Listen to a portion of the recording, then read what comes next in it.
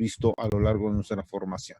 Entonces vamos a ver de qué está formado, vamos a ver para qué sirve el citoesqueleto, los organelos que hay en el interior, aparato de Golgi, retículo endoplásmico, ribosomas, etcétera, todo lo que hay en el interior, para qué le sirve a la célula. Sabemos que hay células que podemos diferenciar nosotros, una célula animal y una célula vegetal. Las células animales carecen de pared celular y no vamos a encontrar cloroplastos. En cambio, en la célula vegetal sí encontramos pared celular, encontramos cloroplastos y encontramos vacuolas, cosa que no encontramos en las células animales. Entonces, podemos marcar diferencias entre los dos grupos de células existentes.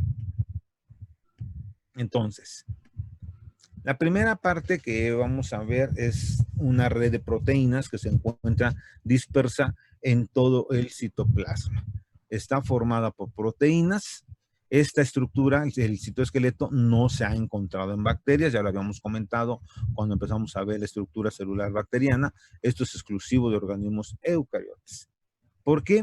Porque el citoesqueleto es el sostén para todas las estructuras que hay en el interior, para todos los organelos, para darle comunicación a los organelos, a los cloroplastos, a las mitocondrias, al aparato de Golgi, al retículo endoplásmico. Entonces, como las bacterias no contienen nada de esto, pues tampoco contienen el citoesqueleto. Está formada por proteínas y están formadas por dos elementos, los microtúbulos y los microfilamentos. Entonces, los microtúbulos son estructuras huecas que miden 24 nanómetros. En el caso del flagelo bacteriano mide 20. Entonces, esos son un poco más gruesos que el flagelo bacteriano. Está formado por proteínas, por dos unidades alfa y beta, y como son túbulos, pues a estas proteínas se le llaman tubulinas. ¿Cómo se le llama a la proteína del flagelo? Flagelina. Al del pelo, pilina. A los de los microtúbulos, tubulinas. Entonces, digo, es muy lógico y es fácil de ir relacionando cada una de esas estructuras. Entonces, son estructuras huecas. Y si ustedes ven la formación, cómo se están enrollando sobre su propio eje, se están depositando de forma axial prácticamente, es como se ensambla igual el flagelo bacteriano. Van a dejar una estructura hueca que le permite permitir comunicación en el interior y también van a intervenir en la división celular para la formación del uso mitótico. Entonces, los microtúbulos van a estar formados por polímeros de tubulina alfa y beta, y cuando la célula va a entrar en división celular y se separan los cromosomas, forman el uso de los el uso durante la división para la formación de los cromosomas y la segregación de los cromosomas durante la división celular. Forman parte también del citoesqueleto los microfilamentos, pero estos son más pequeños. Estos miden de 5 a 7 nanómetros de diámetro y están formados por una proteína llamada actina. Esta actina, la función que tiene va a ser la movilidad de la célula. En aquellas células que no tienen flagelo, la actina va a funcionar para formar los pseudópodos, como en el caso de los protozoarios, de las amibas, que lanzan estos pseudópodos para poderse desplazar porque no tienen otro apéndice de locomoción. Entonces, el citoesqueleto es una red de proteínas que se encuentra en todo el cuerpo de la célula, da el sostén, la comunicación y la movilidad a la célula. A partir de la actina, de este microfilamento, se van a formar los cilios y flagelos, los apéndices de locomoción en la célula eucariótica. ¿Cómo están organizados? Si se acuerdan al principio del curso, yo les decía que una diferenciación entre procariotes y eucariotes es que el flagelo bacteriano estaba formado por un solo filamento. Y en cambio, en el caso de los organismos eucarióticos, la organización era 9 más 2. ¿Y ahora por qué se llaman así? Porque hay 9 pares de forma periférica y un par central. Entonces, por eso la organización se le llama 9 más 2. Entonces, todas las proteínas que provienen del citoesqueleto formarán esta estructura, empujarán la membrana hacia el exterior para ir formando el flagelo como nosotros lo conocemos. Entonces, vean aquí, está formando el cinetoplasto. No hay base, no hay motor como en el caso del flagelo bacteriano, sino aquí lo único que hace es la actina, mover, empujar, la membrana se deforma y forma el cilio o flagelo. En el caso de Lynn Margulis la llamó un dilipodio y decía que este undilipodio se generaba a partir de la fusión de una bacteria filamentosa, de una espiroqueta que había dado origen al flagelo eucariótico. Entonces, la diferencia entre un cilo y un flagelo: los cilos son más cortos, los flagelos son más largos. Y todos ellos tienen esta distribución: 9 pares en la parte periférica y un par central que genera el movimiento de la célula. Entonces aquí vemos nosotros estos centriolos que se están formando y estas unidades de proteínas formadas por 2 subunidades alfa y beta que van a dar origen a la locomoción del microorganismo. El flagelo eucariótico se mueve por medio del latigazo, y en cambio el flagelo bacteriano es pues, de forma rotacional, gira como si fuera en el sentido contrario de las manecillas de reloj. Y la diferencia, la única excepción en esto va a ser los espermatozoides, que el flagelo va a estar formado por esa proteína y el movimiento es completamente diferente. Y en el caso de la cabeza, en el collar, vamos a encontrar miles de mitocondrias que van a generar el ATP para que éste se pueda mover. Recuerden que las bacterias no consumen ningún solo ATP para poderse desplazar. Después vamos a encontrar un sistema tubular en el interior, formado por una serie de cisternas, de cavernas en el interior, al cual se le denomina retículo endoplásmico. El retículo endoplásmico está delimitado por una membrana que ya lo hemos visto, es una bicapa lipídica con proteínas embebidas, proteínas periféricas, y estas estructuras membranosas van a dar origen a una red dentro de la célula que tienen diferentes funciones.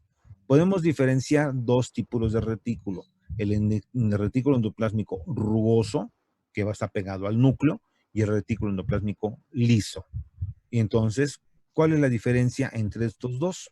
El retículo endoplásmico liso no presenta ribosomas, y esto está asociado a la síntesis y almacenamiento principalmente de lípidos. Forma los fosfolípidos y también genera los esteroides, como es el colesterol. Además, presenta el sistema para que nosotros podamos eliminar todos los agentes genobióticos. Es decir, es la forma que nosotros nos detoxificamos. Todas las drogas, los fármacos, todo lo que nos metemos al cuerpo son degradados a partir en este retículo endoplásmico rugoso. Entonces es una red de membranas interconectadas que forman canales dentro de la célula y no contienen los ribosomas. En cambio, el retículo endoplásmico rugoso siempre lo vamos a encontrar pegado hacia la membrana nuclear, y vamos a encontrar una zona de puntilleo en el interior, por se llama rugoso, que son los ribosomas. ¿Cuál va a ser la función? Síntesis de proteínas. Si recuerdan, cuando vimos la diferencia entre procariotes y eucariotes, decíamos que en el núcleo se llevaba la replicación y la transcripción para formar el RNA, pero este RNA se tenía que madurar. Este RNA maduro pasa a través de estos pequeños poros, llega al retículo endoplásmico rugoso y empieza la traducción del mensaje para la síntesis de las proteínas. Entonces, esto pues, a través del RNA mensajero que lleva la señal para que se pueda llevar la unión de los ribosomas y empieza la síntesis de proteínas, reconoce el primer codón de iniciación para que codifica para metionina, empezará la síntesis hasta que encontrará los codones que no codifican para ningún aminoácido y se detendrá la síntesis de proteína. El siguiente que vamos a encontrar es el aparato de Golgi. El aparato de Golgi es un sistema membranoso que está formando una serie de cisternas y puede tener hasta 40 cisternas. Estos pequeños sacos vamos a encontrar que presenta 2 caras, la cara cis y la cara trans. La cara cis va a estar cercano o pegada hacia el retículo endoplásmico rugoso y la cara trans está pegada hacia la membrana citoplásmica. Entonces, ¿cuál es la función del aparato de Golgi? Pues muy sencillo.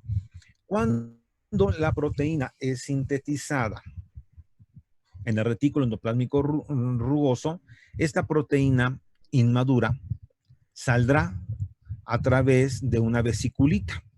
Esta vesiculita, formada por una membrana, llegará al retículo, al aparato de Golgi. La membrana con membrana se fusionan y a partir de la cara cis es donde se reconoce y entra la proteína. Se reconoce el péptido líder y viene la transformación de esta proteína, la maduración de la proteína. ¿Qué le van a hacer? Pues la van a glicosidar, le van a hacer cualquier monería allá adentro. Y ahora esta proteína ya transformada, madura, ya va a tener una función específica dentro de la célula. Va a ser una proteína constitutiva, va a ser una proteína que forme parte de la cadena transportadora de electrones, va a ser una proteína que facilite o acarreadora para nutrientes, diferentes funciones. Entonces, esta proteína ya madura va a ser envuelta otra vez en una vesiculita. Esta vesiculita va a transportarse y se fusionará con la membrana citoplásmica, se liberará la proteína al exterior por un proceso llamado exocitosis, o bien formará algún complejo para formar lisosomas o formar proteínas de transporte, cualquier función que tenga dentro de la célula. Entonces, esas vesiculitas contienen las proteínas, son transportadas al sitio donde tengan que actuar, y ahí las membranas se fusionarán y depositarán a la proteína, la liberarán por ese proceso llamado exocitosis. Y así se transportan las proteínas dentro de una célula eucariótica. En cambio, en bacterias decíamos que habían sistemas secretores como SEC, DIG, JEC y todos esos sistemas que comentamos. Aquí es a través de vesículas, de pequeños artefactos que transportan la proteína para localizar, llevarla al sitio donde van a actuar. Entonces, algunas proteínas se sintetizan dentro del retículo endoplásmico rugoso, son transferidas para que puedan adicionarle algunos grupos, azúcares, fosfato, lo que le vayan a hacer. Y ahora se ha encontrado que en el aparato de Golgi también pueden haber enzimas proteolíticas que se encargan de cortar estas cadenas para que sean proteínas inactivas y ahora quitar la parte que no tiene función dentro de la proteína y de cierta forma activar la proteína para la función que pueda tener. Encontramos otro tipo de sistema membranoso interno, a lo cual se le llaman vacuolas. Estas vacuolas no son más que unas pequeñas vesículas y tendrán diferentes funciones dentro de la célula. En el caso de una célula vegetal, las vacuolas pues son para mantener la turgencia, la presión dentro de la célula, pero dentro de las células animales podemos encontrar vacuolas digestivas. Entonces, ¿qué es lo que hacen estas vacuolas? Cuando entra, aquí lo dice en la diapositiva, el alimento, cualquier sustrato que pueda entrar, la vacuola la fagocitará, lo englobará y en el interior, a través de sistemas enzimáticos, degradarán estos materiales. Y así, en el caso de una célula fagocítica, cuando se presenta un virus, lo que hace la célula es englobar al virus y con enzimas proteasas degradará la cápside, con nucleasas degradará el material genético e inactivará al virus. En el caso de una bacteria, la engloban, la fagocitan, liberarán enzimas, proteasas, lisosima, con el fin de ir rompiendo las estructuras bacterianas e inactivar al microorganismo. Entonces tienen diferentes funciones, se llaman digestivas, porque van a digerir todo, ya sean alimentos o material extraño dentro de la célula, organismos que no deben de estar, como bacterias, virus, etcétera. Y se liberan enzimas para la liberación de todo esto. Y aquí tenemos un proceso de nuestro sistema de defensa, que es la fagocitosis. Nuestras células blancas, la línea blanca, los macrófagos, llegan y cuando encuentran a un organismo extraño a nuestra composición, de nuestro, propio de nosotros, lanzan un pseudópodo, como si fuera el hombre araña, lanzan así, atrapan al microorganismo, lo engloban, lo van a colocar en el interior. Aquí lo están viendo como que si tiene un dedito, agarra a la pobre bacteria, se la lleva al interior y en el interior lo que hacen es digerir, degradar completamente al microorganismo, prácticamente se lo tragan así fácil. Y esa es la función que tiene. Y esto sucede todos los días dentro de nuestro cuerpo, porque nosotros recibimos millones de virus todos los días. Todos los días estamos expuestos a una cantidad de bacterias, de virus, de hongos, de una gran cantidad de microorganismos que si nuestro sistema inmune no funcionara, no estaríamos con vida. Entonces es una guerra dentro de nuestro cuerpo todos los días, es una batalla campal donde estamos tratando de neutralizar a los microorganismos. Cuando este equilibrio se rompe, es cuando se genera lo que conocemos nosotros como enfermedad. Pero de forma natural, nuestro cuerpo todos los días tiene esta lucha día y noche en la batalla campal dentro de nuestro cuerpo. En el caso de algunos protozoarios, pueden contener vacuolas contráctiles. Y estas vacuolas contráctiles lo que regulan es la presión interna con la presión externa, es decir, mantienen la osmosis dentro del organismo. Acumulan agua, acumulan nutrientes a través de estas pequeñas vacuolas contráctiles. Encontramos los lisosomas, que son estructuras digestivas, que lo que la función va a ser destruir todo lo que no se encuentra dentro de, o que no debe estar dentro de nuestro cuerpo. Pero estas vacuolas son como estómagos. Recuerden que yo utilizo un lenguaje muy coloquial para tratar de darme a entender. O sea, no son estómagos, pero sería función como si fuera un estómago. Y lo que van a hacer es degradar. Pero aquí el problema es que hay vacuolas que son autofágicas. Es decir, que van a llevar a la muerte a la misma célula. Entonces, esto nosotros también matamos a nuestras células todos los días. No solo destruyen células que no son propias del cuerpo, sino también células de nosotros. ¿Y cuál es la función de estas células o esas vacuolas autofágicas? Reciclar materiales dentro de la célula. Porque al degradar las membranas, pues se liberarán lípidos, proteínas, y estos lípidos y proteínas se volverán a utilizar para las nuevas síntesis de nuevas membranas, para la síntesis de proteínas o de algunos constituyentes celulares. Entonces, son vacuolas autofágicas y lo que se encarga es de destruir todas las células dentro de nuestro organismo, células que ya deben de morir por la edad o porque encuentran que estas células tienen alguna alteración, como podrían ser células cancerosas, y entonces así se van degradando, por eso se llaman bolsas suicidas, porque van a llevar a la muerte de la propia célula. Pero en problemas patológicos nosotros destruimos a veces demasiado las células y tenemos enfermedades asociadas a esta parte de la destrucción. Entonces, tenemos lisosomas, por eso se llaman lisosomas. Liso es de lisar, romper, somas, cuerpos. Y son en las enzimas responsables de reciclar todos los organelos de la célula. Los engloban, los digieren y este proceso de digestión se llama autofagia. O sea, es decir, ella misma se está comiendo y se está destruyendo. Esto lo encontramos, por ejemplo, en células hepáticas y, por ejemplo, una persona que le llegan a cortar un pedazo de hígado para un trasplante de hígado, lo puede regenerar y volver a tener el hígado completo en un determinado tiempo porque estos procesos permiten que las células se lo van a regenerar y permite que se reconstituyan los tejidos. Y así lo podemos ver nosotros en heridas, en quemaduras, etcétera. Llegamos a los ribosomas.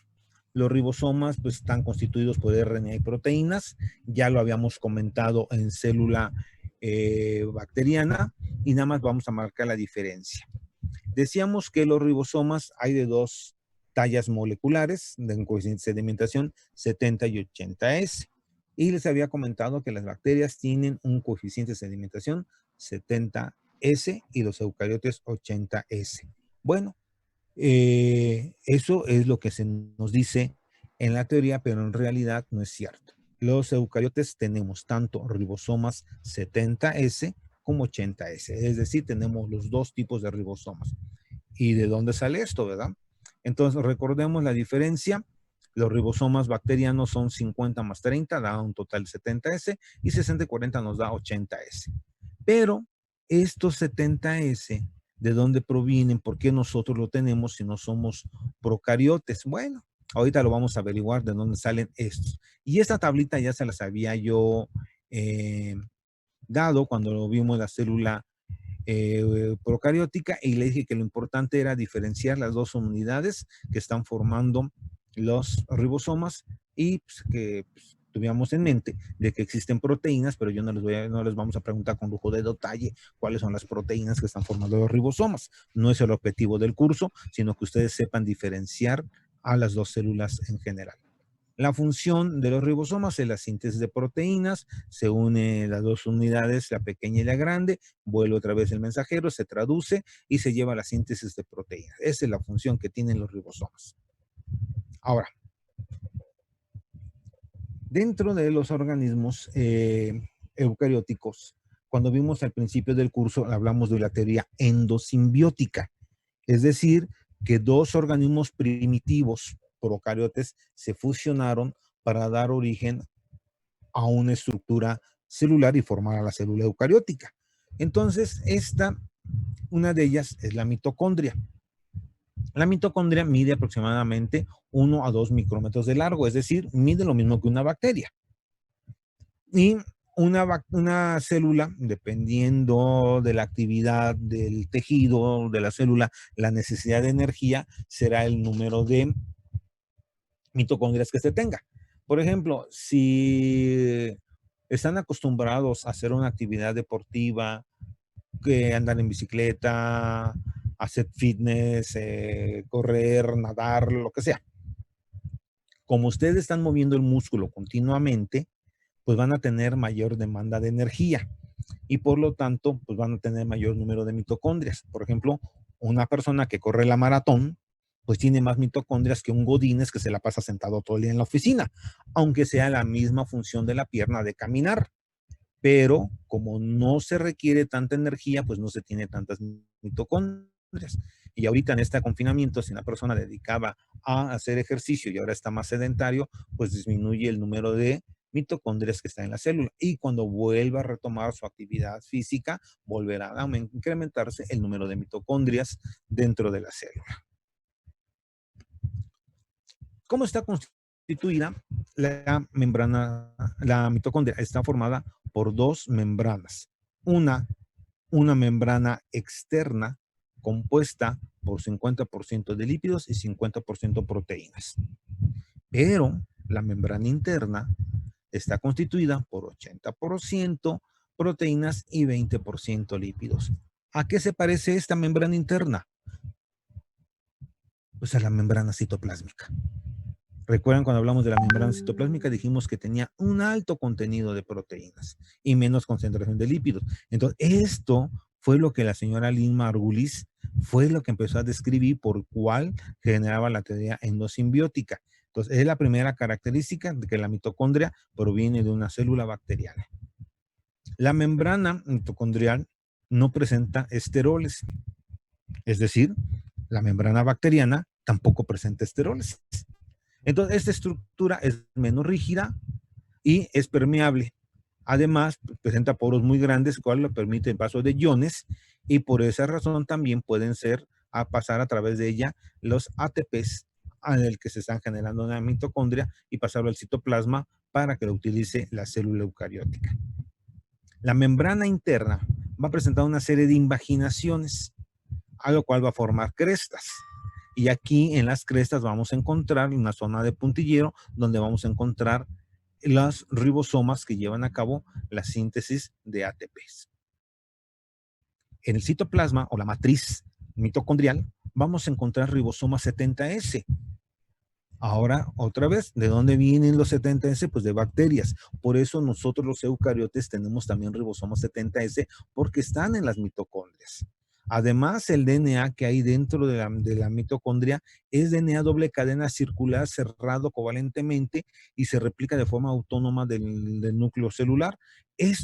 Estas características de ribosoma 70 y DNA circular es lo que la señora Lynn Margulis dijo que esto tendría que provenir de una célula procariótica. Y fue de los argumentos que manejó para su teoría endosimbiótica. simbiótica. Dentro de la matriz vamos a encontrar que se lleva también a cabo la oxidación de una gran cantidad de compuestos orgánicos y está acoplado aquí el ciclo de Krebs, el ciclo de los ácidos tricarboxílicos, que lo que hace es aportar coenzimas reducidas NAD y FAT, y estas coenzimas se acoplan a la cadena transportadora de electrones que hay en la membrana citoplásmica para generar ATP. Y también está involucrada en la oxidación de ácidos grasos. En el caso de organismos que no son aerobios, porque la mitocondria va a llevar la respiración aeróbica, necesita oxígeno para poder respirar y generar agua y ATP, pero en los organismos que no utilizan el oxígeno como aceptor de electrones al final de la cadena transportadora de electrones, pues tienen que tener otro sistema por el cual puedan tener un aceptor de electrones. Entonces, en microorganismos eucarióticos anaerobios, vamos a encontrar los hidrogenosomas.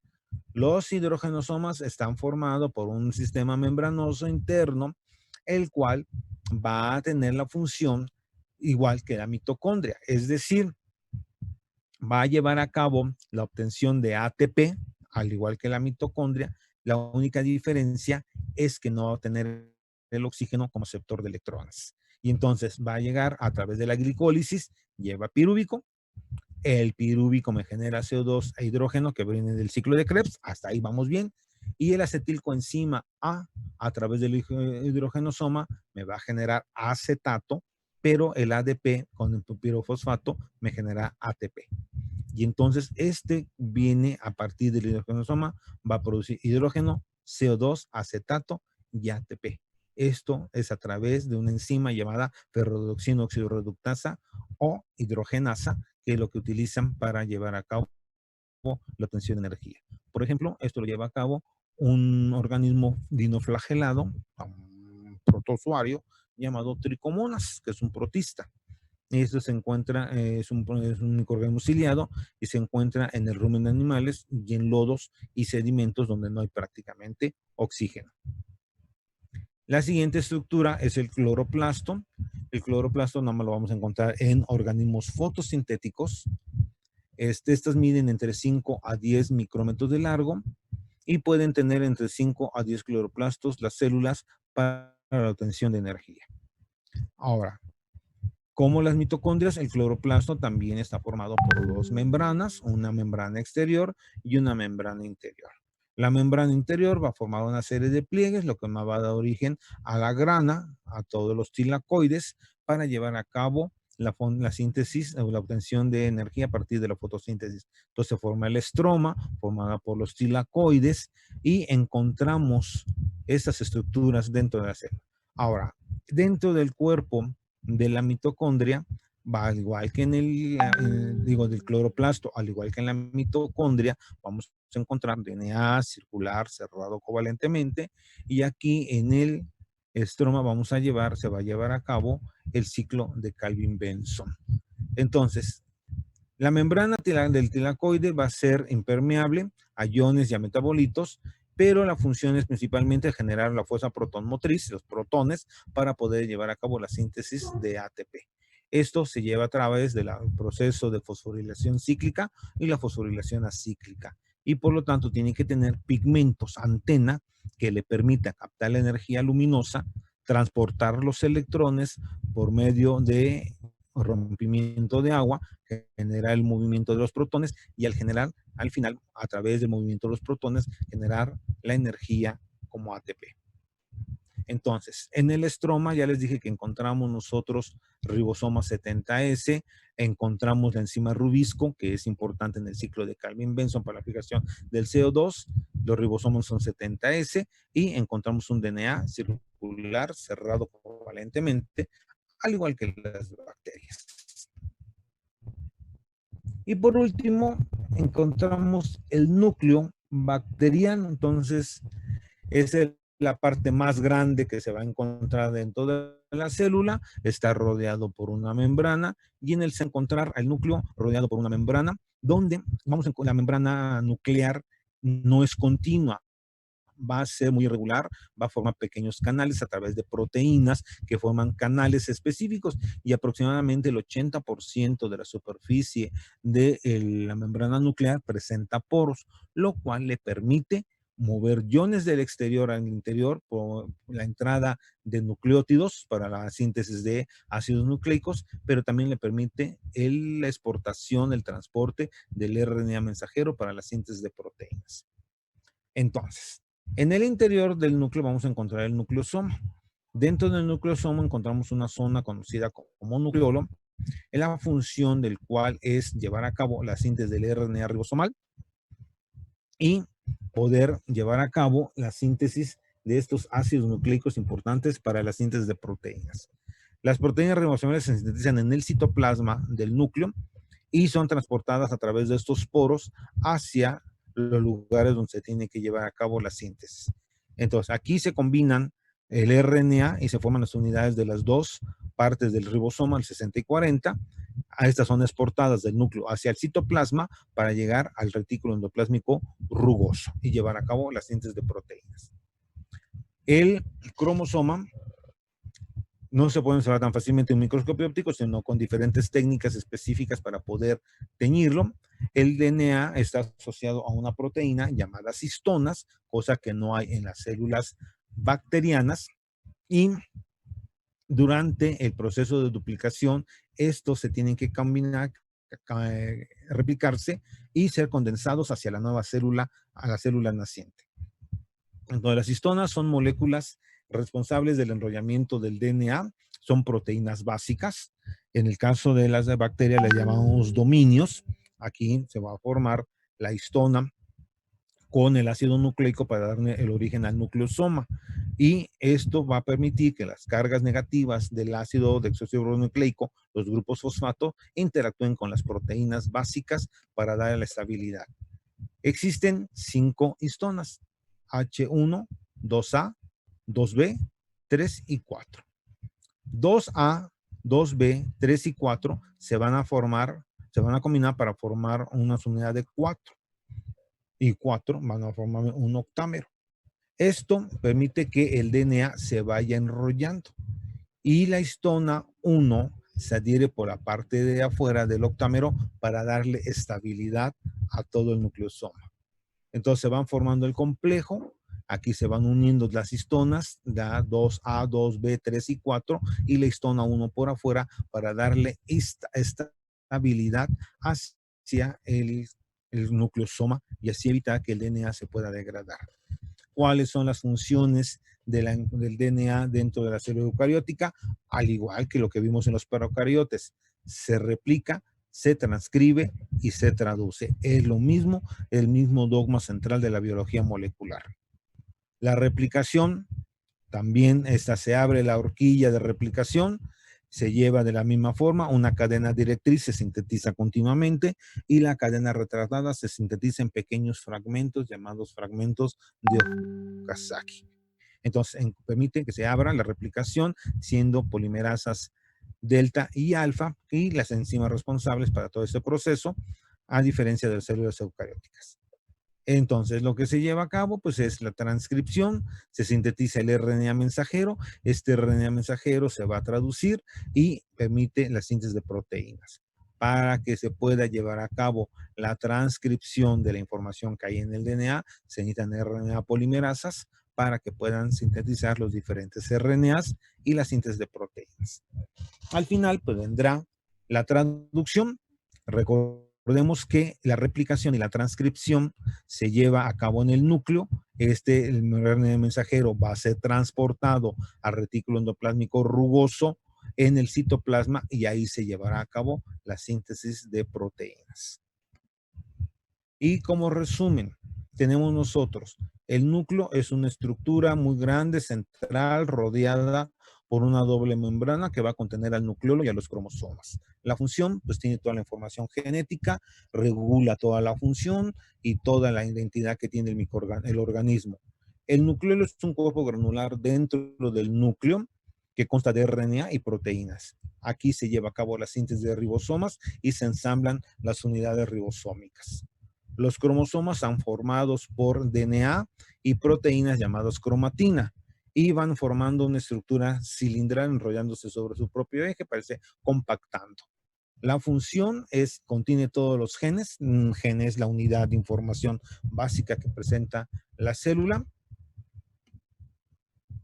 y es la que va a determinar pues todas las características, lleva la herencia de la célula y le dice todo lo que sabe hacer la célula. Encontramos la membrana citoplásmica. La membrana ya no se las mencioné por nada porque ya vimos membrana. Está formada por una bicapa lipídica y proteínas y contiene el citoplasma y regula el paso de todos de los nutrientes del exterior al interior y también permite la secreción de todos los productos del metabolismo. El retículo endoplásmico es una red de membranas internas que se extienden en todo el cuerpo a través del citoplasma y la función es llevar síntesis de lípidos, proteínas, da origen a las vesículas, permite el transporte, acarrea proteínas y interviene en los procesos de secreción, de los cuales podemos diferenciar dos: el retículo endoplásmico liso y el retículo endoplásmico rugoso. El liso no contiene ribosomas, su función es síntesis de lípidos y aquí donde llevamos nosotros la detoxificación de todos los componentes que no son propios del organismo, todas las sustancias tóxicas. Una de ellas pues, son los medicamentos, pero también se eliminan insecticidas, drogas, etcétera. En el retículo endoplásmico rugoso vamos a encontrar los ribosomas. La función es la síntesis de proteínas, la secreción de estas proteínas y la incorporación a las membranas. Los ribosomas son gránulos constituidos por RNA y proteínas y la función es la síntesis de proteínas. El aparato de Golgi es un sistema membranoso formado por fosfolípidos y proteínas, formando una pequeña de sacos aplanados. La función es modificar, empacar, transportar, distribuir las proteínas y llevarlas de un lado hacia el otro. Los lisosomas son sacos membranosos y solo lo encontramos en células animales. Contienen enzimas que se encargan de degradar, eliminar los desperdicios y provocar hasta la misma muerte celular, la autofagia. Las vacuolas son sacos membranosos. Cuando yo digo membranosos, significa que es una bicapa lipídica con proteínas. Se encuentran en plantas, hongos y algas, transportan y almacenan el material ingerido y los desperdicios y también permite mantener la presión osmótica. Los microcuerpos, como los peroxisomas, son sacos membranosos que contienen una gran diversidad de enzimas y es el sitio de reacción de reacciones metabólicas dentro del organismo. Las mitocondrias son sacos que constan de dos membranas, en donde encontramos principalmente la respiración celular. Se genera ATP y esta energía proviene de la fuente de carbono y de energía que es la glucosa a través de la glicólisis o bien por la oxidación de ácidos grasos. Y por último vendrán los plástidos. Hay una serie de plástidos, principalmente los cloroplastos. No les menciono otros plástidos porque hay amiloplástidos y demás, pero hablamos principalmente de los cloroplastos, que la función es llevar a cabo la fotosíntesis, tener los pigmentos y tener los sistemas membranosos que permiten el transporte de electrones a obtener a partir de la energía luminosa, producen ATP y son capaces de fijar CO2 para la obtención de sus constituyentes celulares. Y lo que empezamos a hablar al principio fue un citoesqueleto formado por una serie de proteínas formados por microtúbulos, microfilamentos, centriolos y que dan origen a los hilos y los flagelos. Los microtúbulos son tubos huecos formados por unidades de tubulina, proporcionan el soporte estructural, intervienen en el movimiento, la división de las células y forman parte de los cilios, flagelos y centriolos. Los microfilamentos son estructuras sólidas cilíndricas formadas por actina, le proporcionan el soporte estructural a la célula y le permiten el movimiento de la célula, así como de los organelos, e intervienen en la división celular para la separación de los cromosomas. Los centriolos son estructuras huecas de proteínas. De un centriolo consta de 9 grupos de 3 microtúbulos y están formados principalmente durante la división celular en células animales para la formación del uso mitótico y la separación de los cromosomas. Los cilios son proyecciones cortas que se extienden sobre la superficie de la célula, compuestos por 9 pares de proteínas, de microtúbulos, 9 pares periféricos y un par central, y la función es locomoción, es decir, desplazamiento de un microorganismo de un lado al otro. Y los flagelos, a diferencia de los hilos, que son más largas y están también formadas por estas características, 9 pares periféricos y un par central de microtúbulos y que empujan a la membrana para formar la estructura de locomoción conocido como flagelo.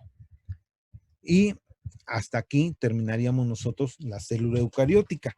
Entonces, hemos terminado ya toda la estructura celular bacteriana y eucariótica. Solo nos quedaría pendiente la próxima semana, toda la semana les voy a hablar de virus. Les digo, el día, más tardar el día de mañana, tienen ya toda esta información en el correo para que ya vayan teniendo ustedes todos sus resúmenes y vayan preparando el examen. Ya les dije que va a ser para el día 12 del mes de junio. No sé si tengan alguna pregunta o algún comentario que quieran hacer. Entonces el cuadro que nos dijo que hiciéramos, ¿ese lo tenemos que mandar hoy o mañana? Es que ya no entendí eso. Bueno, mándenmelo mañana, no hay problema. Ok, gracias. Es más, todo el fin de Profe, semana. había dicho hasta el lunes. El lunes se los acepto. Ándale, pues. Entonces, ¿lo mandamos el lunes? Hasta el lunes se los acepto, ándale, pues. Ah, bueno, gracias. ¿Alguna otra cosa, jóvenes? Bueno, yo quería preguntar algo, pero no es muy relacionado a la clase. Es acerca de que gestión escolar había abierto ya la posibilidad de darte baja las materias. Y pues quería saber su opinión acerca de qué nos recomienda, o sea, para recuperar de las prácticas de laboratorio. Yo sé que nos dijo eso de que según nos iba a dar los resultados y de cómo los íbamos a interpretar, pero como que nos recomendaría. Miren, laboratorio, digo, sí es importante, por supuesto, es una materia práctica. En el caso de los QVPs, pues sí, yo les recomendaría más que recostaran la materia, pero en el caso de ustedes se les va a complicar, porque ustedes ya se tendrán que ir el próximo semestre a Zacatenco y estar regresando al casco Santo Tomás por alguna materia, pues va a ser muy complicado. Yo lo que les puedo ofrecer a las personas que tengan el interés de aprender las técnicas y demás, pues lo podemos practicar en el laboratorio, en pequeños grupos, y prepararíamos material, sembrarían, harían las actividades con el fin de adquirir la destreza en las manos. De acuerdo a la información que nos han dado también a nosotros, nos dicen pues la posibilidad de que los podamos nosotros aceptar el próximo semestre en las prácticas que no hicieron ustedes.